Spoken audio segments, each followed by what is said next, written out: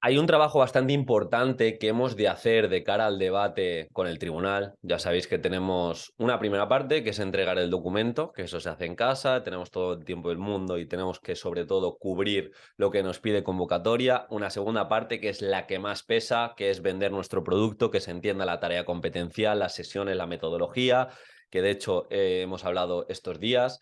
Y una tercera parte, que es el debate con el tribunal. Quizá de lo que hemos dicho algo no ha sonado lo demasiado realista, perdón, y nos hagan alguna pregunta al respecto, o quizá el tribunal tiene unas preguntas posibles objeciones que ha preparado para todos los opositores y quienes mejor contesten, pues se van a llevar más nota o menos penalizaciones, etcétera, etcétera. Entonces, primero de todo, yo aquí sí que os recomiendo, y atacando la primera objeción, es que aquello que penséis que puede sonar poco realista, yo en mi propia exposición se lo voy a facilitar mucho al tribunal. Que te toca un tribunal que quizá no han hecho o no han utilizado una metodología activa en su vida. Entonces, no puedes empezar a presentar, imagínate, un aprendizaje-servicio sin explicarlo bien. Primero, a nivel curricular, ¿por qué lo utilizamos? Segundo, a nivel de evidencia, ¿por qué lo utilizamos? Y tercero, desde las sesiones, que se entienda de una forma muy sencilla, y sin atacar y sin entrar en juicios de esta metodología es mejor que el examen. No, no, no entro en juicios. Se lo hago sencillo para que se entienda. Siempre os lo comento.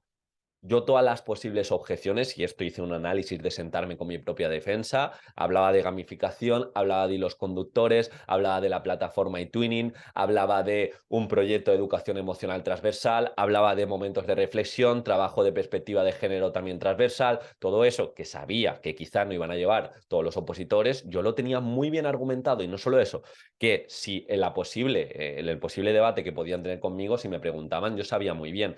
Y el segundo aspecto, prepararse para que no te pillen en el debate, es sencillo. ¿Cómo? ¿Cómo? Tienes que conocer tu especialidad. Primero, tienes que conocer tu unidad didáctica. Si te presentas por vía 2 y solo vas a presentar una unidad didáctica o una situación de aprendizaje, saber que hemos de contextualizarla. ¿Cómo? ¿De qué unidades venimos? Es decir, qué sabe hacer nuestro alumno y hacia dónde vamos, hacia dónde vamos. Eso sería muy importante por si nos preguntasen qué experiencias previas tienen respecto a aprendizaje cooperativo, qué experiencias previas tienen respecto a evaluación formativa, tienen algunas experiencias para mejorar la cohesión del grupo clase, pues ese apartado de trabajo, por así decirlo, de contextualización y de saber hacia dónde vamos y de dónde venimos, ha de estar trabajado para no entrar en posibles errores de no, te preguntan sobre qué unidad didáctica venimos y no, es que solo me ha pedido convocatoria esta unidad y es la que he presentado. Aquí podríamos caer en fallos que nos pueden penalizar en este caso.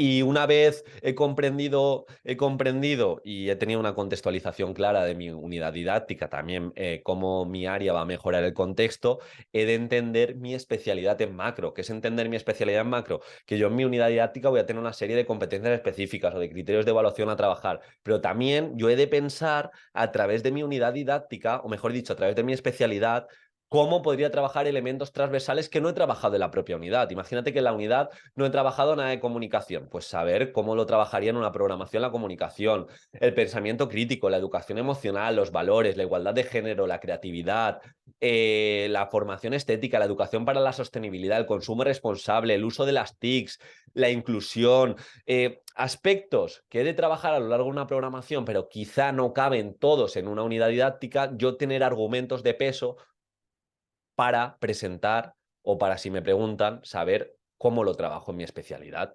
Imagínate que yo estoy en matemáticas y mi unidad didáctica no tiene nada que ver con comunicación. Si me hiciesen la pregunta, ¿y cómo fomentas la expresión oral o cómo fomentas la comunicación audiovisual o cómo fomentas la competencia digital? Sé que en esta unidad didáctica no lo has dicho, pero estás en tercero de la ESO, ¿cómo lo trabajas a lo largo de un curso? Pues yo tener propuestas. Pues mirad, en esta unidad no, pero trabajo una unidad por trimestre en la que me enfoco y hay un producto competencial que es una exposición oral. O también trabajamos mediante comunicación audiovisual y hacemos pequeños montajes que son tutoriales para cursos anteriores utilizando la aplicación de Slidecast. Yo tener argumentos en macro por si nos preguntasen algo específico. Hemos de entender que en el debate de tribunal nos pueden hacer preguntas más abiertas que den pie justamente pues a ejemplificar alguna propuesta que no se ha entendido, a incluso opinar al respecto de lo clásico de examen, como vimos en un vídeo anterior, o de cómo trabajarías la educación emocional, y preguntas más cerradas.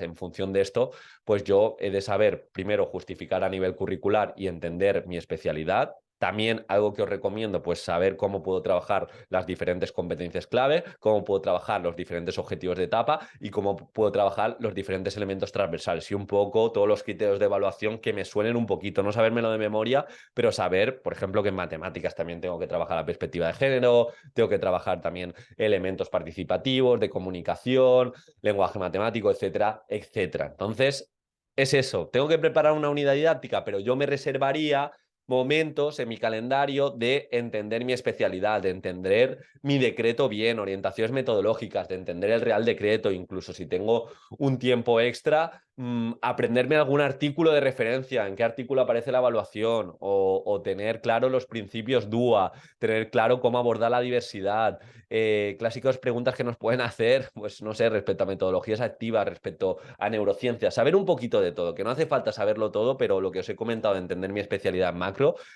sí. Os quiero recordar, mañana tenemos clase en directo sobre el discurso, sobre la exposición. Vamos a tratar y os voy a compartir un debate, iba a decir, un guión para que editéis y sobre todo un guión comentado para que tengáis en cuenta a la hora de presentar cada uno de los apartados y podamos diferenciarnos en introducciones, conclusiones, contextualización, puntos que va a decir todo el mundo, pero en definitiva voy a compartir ideas que quizás no sabe todo el mundo y que si hacemos nuestras desde sonar genuinos y desde esa autenticidad estoy seguro que os vais a desmarcar. Pero el debate tenemos que trabajarlo así. Primero, posibles objeciones de nuestra unidad, conocer nuestra especialidad, los diferentes elementos transversales, que ya sabéis, comunicación, espíritu crítico, igualdad, educación emocional, etcétera, etcétera. Y frente a las preguntas, no lo he dicho, esto sería más de forma, más de formalidad, el tema de la comunicación, de escuchar de manera activa, que en ocasiones yo esto lo he visto en las tutorías y en las clases a veces me doy cuenta de que quizá lanzo una pregunta, una posible objeción del tribunal y en vez de esperar a que me la diga con todas las palabras, con toda la reflexión pertinente, yo ya estoy pensando en cómo contestarle las primeras palabras, igual me pierdo el final. Entonces, esto también lo tengo que trabajar, el escuchar de manera activa y no pensar continuamente lo que voy a contestar hasta que acabe de todo. Un buen lenguaje corporal, no una postura cerrada, sino abierta a lo que te van a decir y desde ahí estoy seguro que vamos a hacer un buen debate. También en la formación sabéis, la gente que esté dentro, que en la comunidad privada tenemos un apartado de posibles objeciones que vamos actualizando constantemente de gente de miedos que tienen respecto a evaluación, ponderación, calificación, que son muy típicos, y esas las vamos rescatando y vamos contestando también en las diferentes clases en directo. Así que como siempre nos vemos mañana, si te puedo ayudar en algo por aquí estoy, lo dejas en los comentarios, diego@preparadoredufis.com y nos vemos mañana. Un abrazo.